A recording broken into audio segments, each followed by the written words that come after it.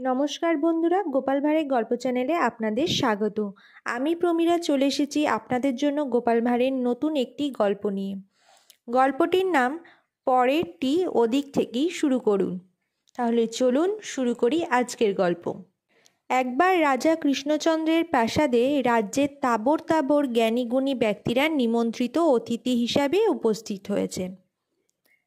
রাজপ্রাসাদ রীতিমতো গমগম করছে। এক সুবিশাল কক্ষে নিমন্ত্রিতরা সারিবদ্ধভাবে বসেছে। গোপাল শাড়ির একপাশে সেজে গুজে গাঢ় হয়ে বসে।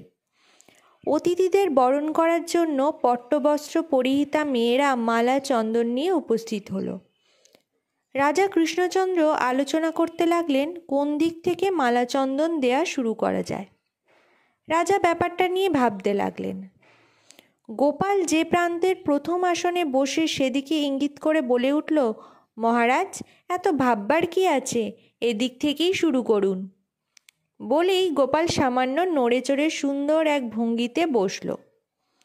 সে নিজের দিকে দেখিয়ে বলছে, অতএব সেই তো হবে মালাচন্দন পরার প্রথম ব্যক্তি।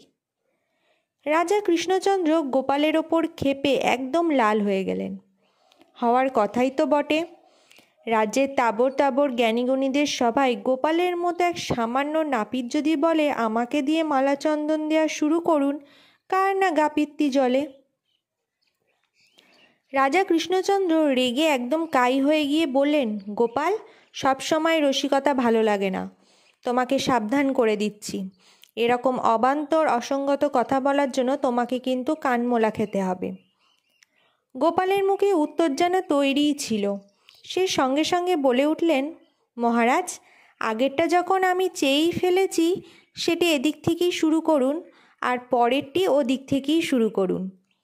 গোপালের এবারের উক্তি রাজা কৃষ্ণচন্দ্র রাগ জল করে দিয়ে মুখে হাসি ফুটিয়ে তুলল।